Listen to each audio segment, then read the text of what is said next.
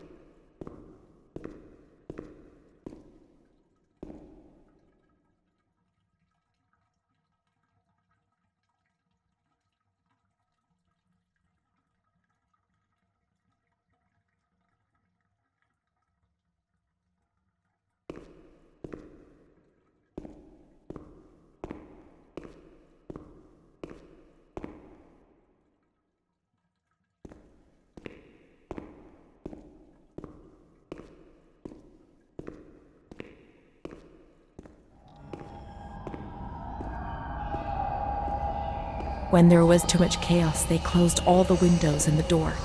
They turned off the lights, and it was pitch black. Some people fell asleep. Some others stopped seeing their demons and became more calm.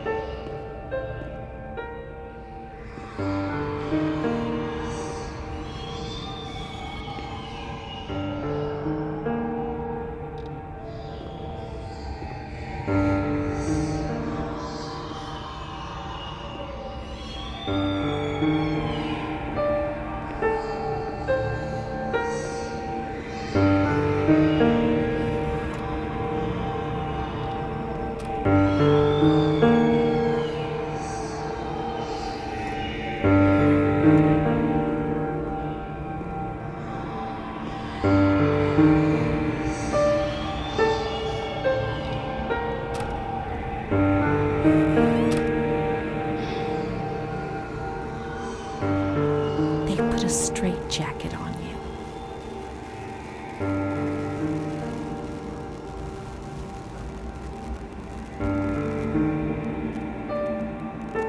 They gave you a cold shower.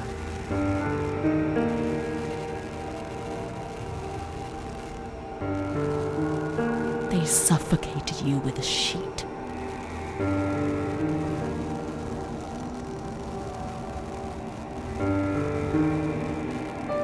Tied you to the bed. They tied me to the bed.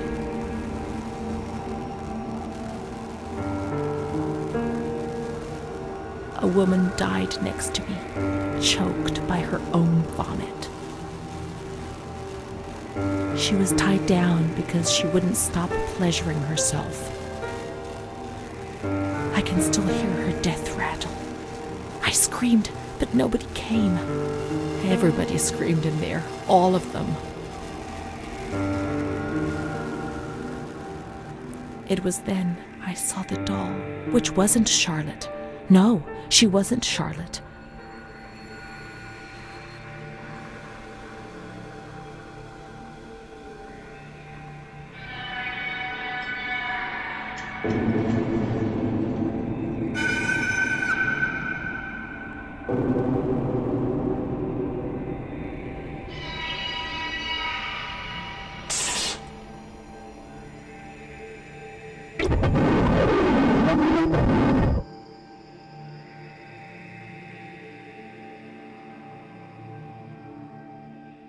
The past was like the present.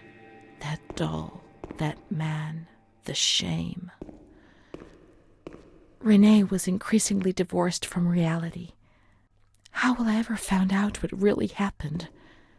How will I ever find Amara again if I can't even find myself?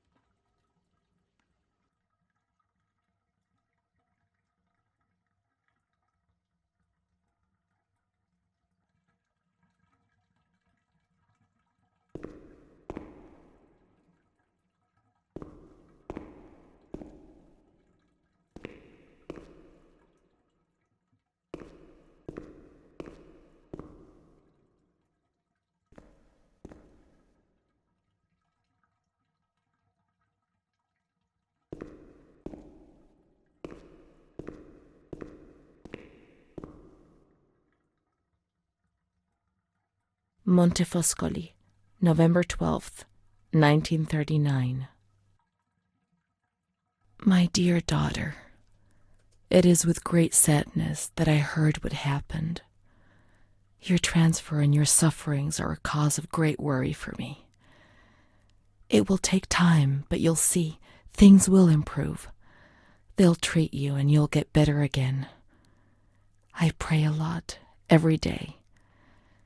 Write to me often and tell me if you need anything. I promise I'll do what I can. Try to be strong. Mom.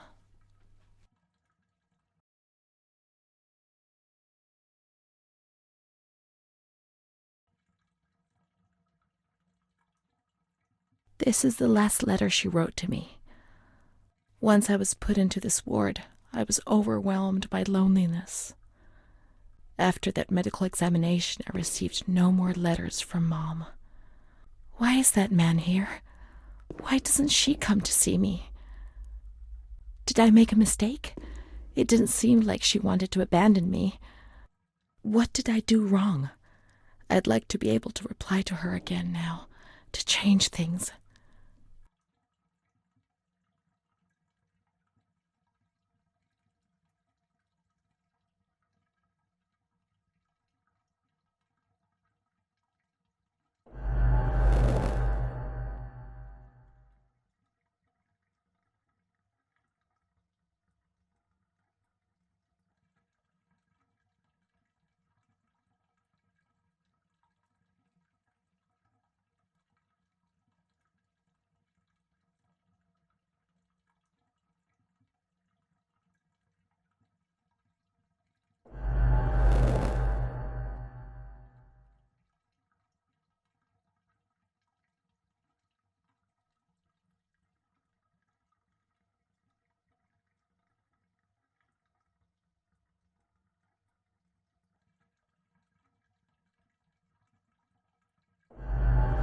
Perhaps she would have listened to me.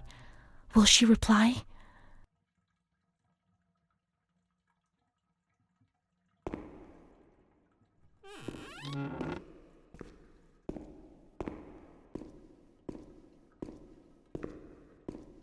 The letters were sent to the archive. It was their job to post them.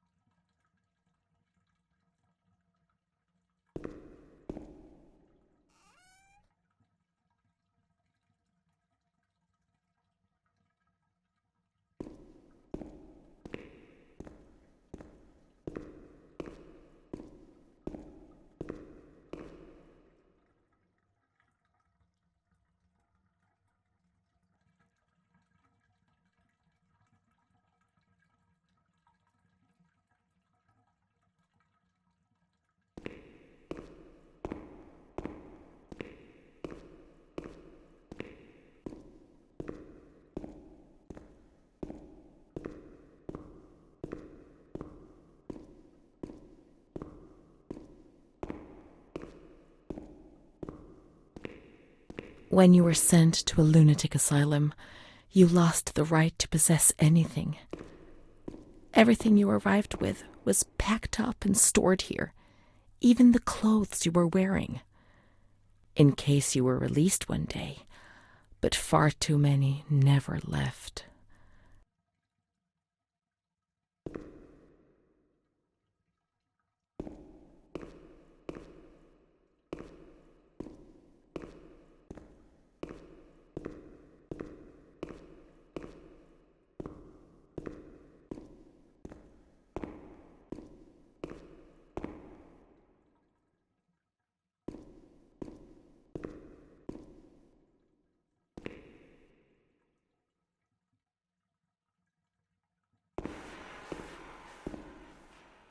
There must be a file with my name in the filing cabinet somewhere.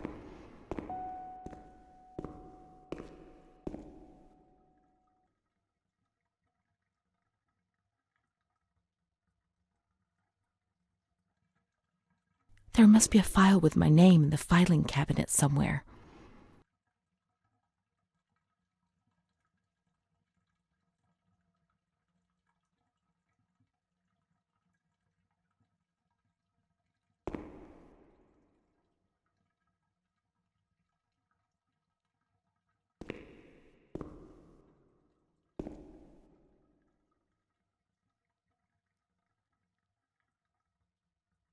Dear Mother, please, I beg you, get me out of this place. I'm so frightened here.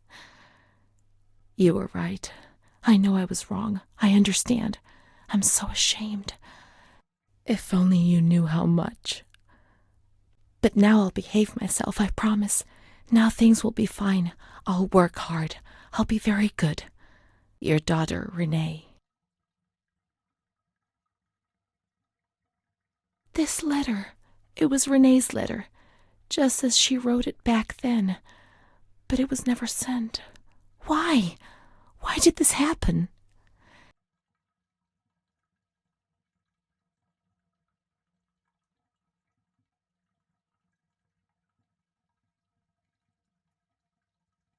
Montefoscoli, July 7th, 1940. Montefoscoli, October 12th, 1940.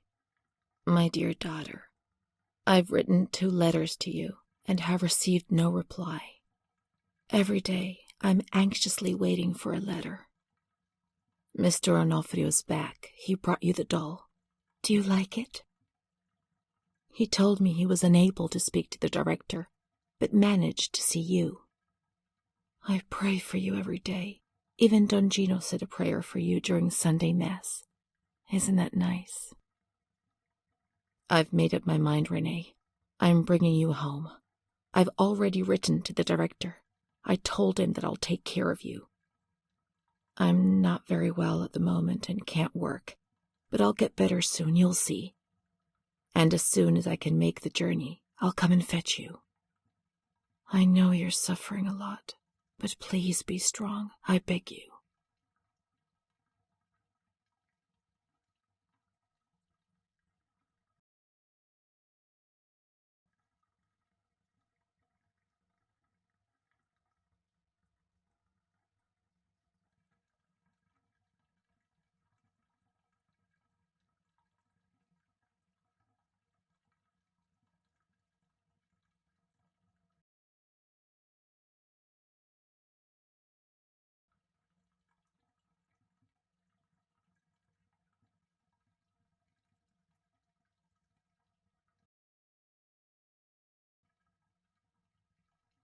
Mom will come to fetch Renee, won't she? Mom is good, but she's not well. That's why that man came. The doll. Renee could have played with it while she was waiting for her to arrive, but Renee didn't have it with her. Is it one of Mom's lies?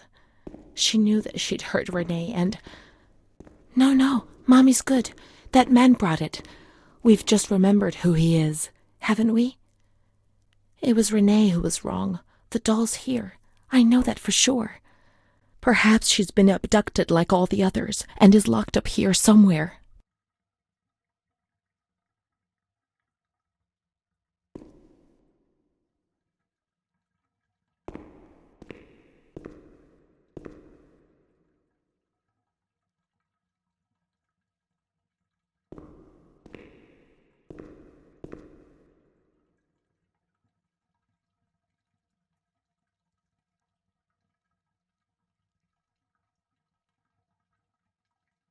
Now we can open the bundle on that table in front of the window.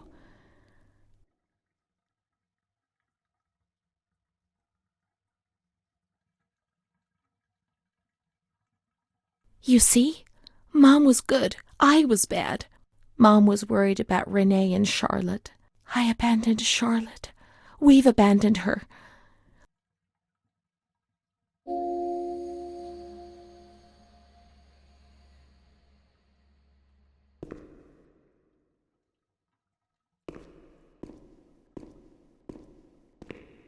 Let's look for Charlotte. We have abandoned her. Will she still be where we abandoned her, under the warm lights?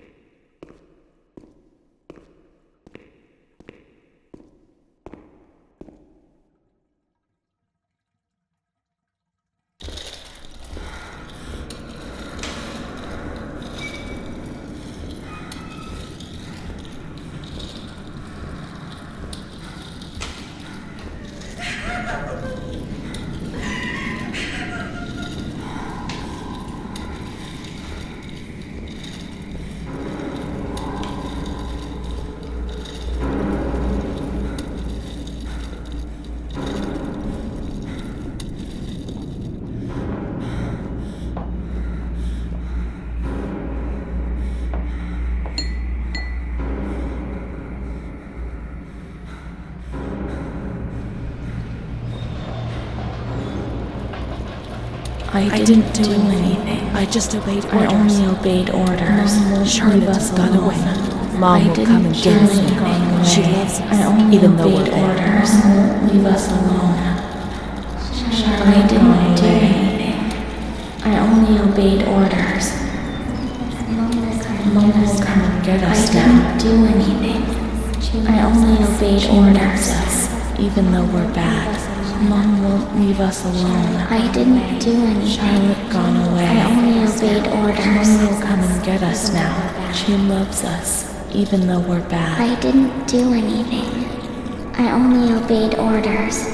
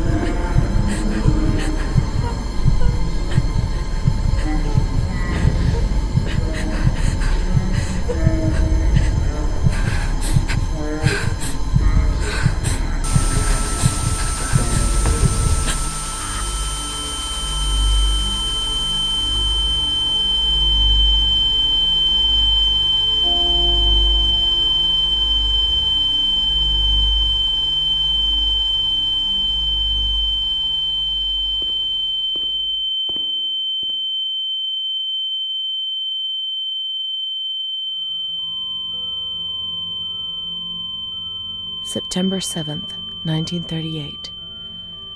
The patient frequently indulges in recriminations expressed in an explosive tone of voice. This morning she threw away the milk, saying it was full of urine, spittle, and all kinds of other filth. Crazed, she hears voices that order her to do things. She says she heard children singing and that they were locked up in a school. January 20th, 1939. Introverted, dazed, cannot focus on anything. When questioned and stimulated, she starts crying and weeping. At other times, she laughs. June 1st. Apathetic. Eats very little. She refuses to be touched. Does not respond. Spends her time in the grounds. The cooks report that she sits on a bench in front of the kitchens. October 14th. Return of impulsive behavior. This morning she asked for 2 eggs to make zabayoni, but when she got them, she threw them up in the air. Excited, clamorous, slightly confused, takes her clothes off. December 8th, tied to bed for 15 days. High-spirited, tends to make witty comments and use vulgar words, laughs hysterically and pleasures herself. The nurses report that about 2 weeks ago she remained in the showers on her own and didn't want to leave. They said that when they took her away, she swore at them and then lashed out and bit them. 2 nurses had to be treated for their injuries. They've kept her tied to the bed since then. Transferred to the slightly agitated ward, from the care of Dr. B to the care of Dr. C.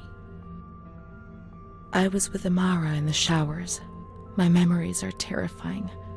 They're not real, are they?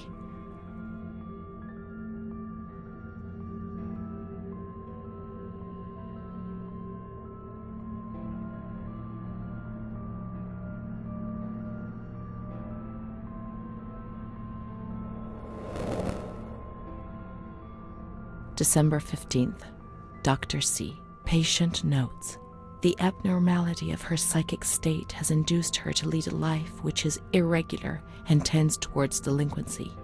Of fickle and flighty character, she regularly discards her household duties and engages in occasional prostitution. Delinquency? Prostitution? Renee? It seems so strange, unreal. It can't be true.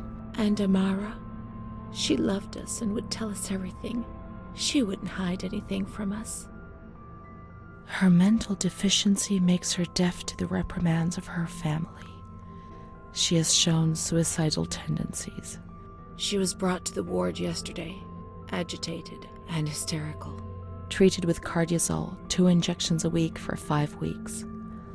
They were only trying to confuse us with the therapy, and my God, they succeeded. It was as if they wanted to instill the madness into us.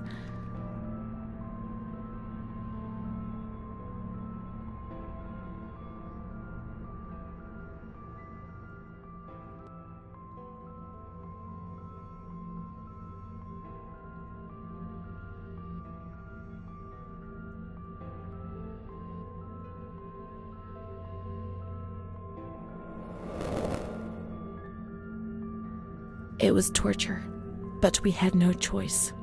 Nobody explained anything. No one tried to help us understand. We were like farm animals.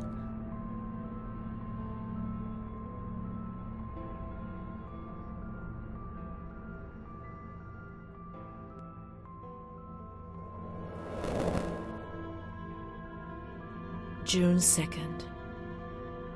After a long period of calm and improvement, the patient is very agitated today and vehemently refuses to submit to a gynecological examination. She swears and curses those helping her, flailing her arms and hitting them. According to reports by Dr. B, the patient has been subjected to periodic checkups since she had a spontaneous abortion about 2 years ago in her 3rd month of pregnancy. Conception occurred after she had sexual intercourse with a stranger who sneaked into the hospital grounds. Details are contained in the charges filed at police headquarters in Volterra, a copy of which is attached to these clinical notes. ES therapy. A spontaneous abortion. It's not true. I can't believe it. How could I have invented things if I didn't even know what they were doing to me?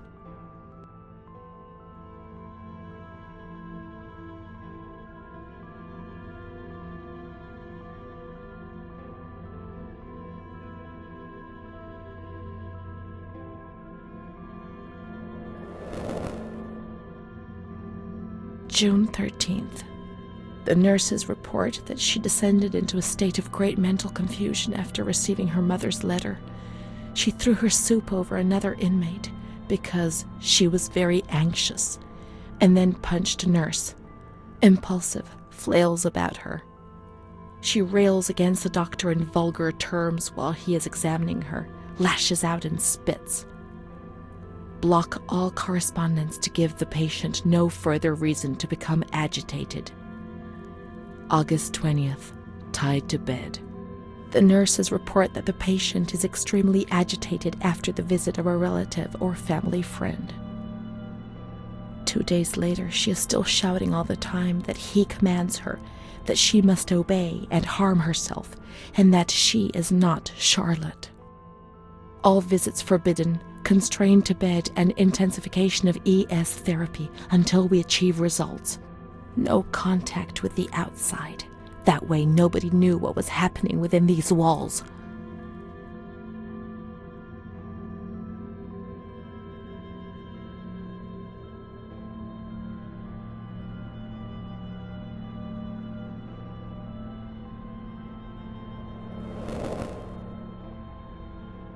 March 3rd. Alert, correct attitude, replies when questioned. The nurses report that the patient is calm, she washes and looks after herself. She affirms the existence of a certain Amara. She says that Amara is a patient who disappeared when she was moved to this ward. No confirmation. Probably a regressive hallucination. Evaluate transfer. Did I imagine Amara? That's not possible. She was there. I know she was there. I feel it. She must have left some traces of her presence.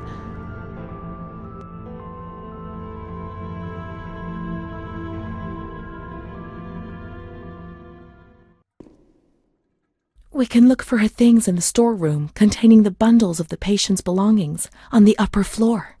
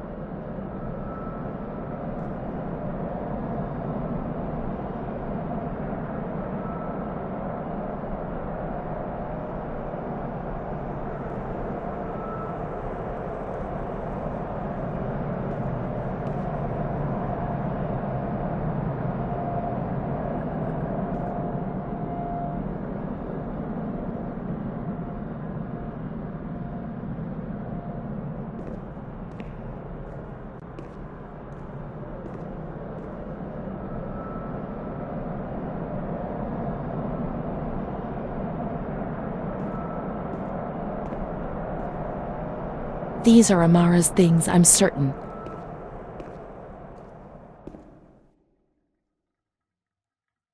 March 12th, 1938.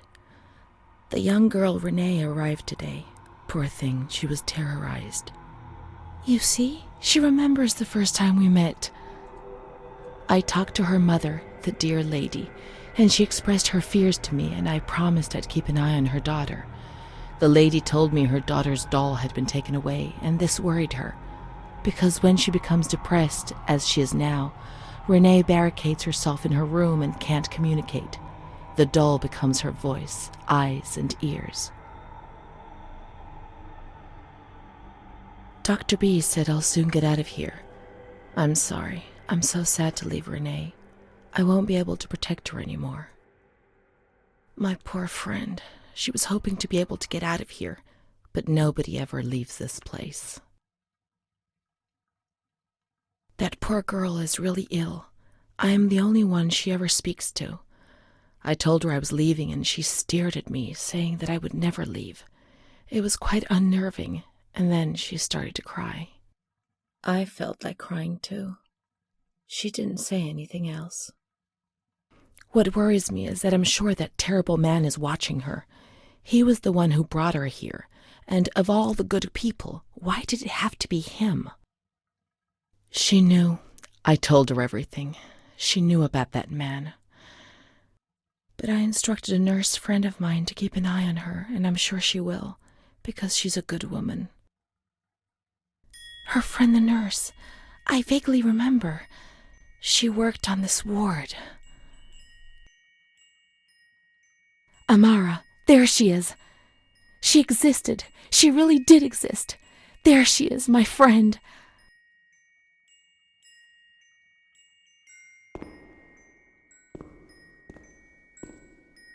Let's look for signs of the nurse in the nurse's room on the upper floor.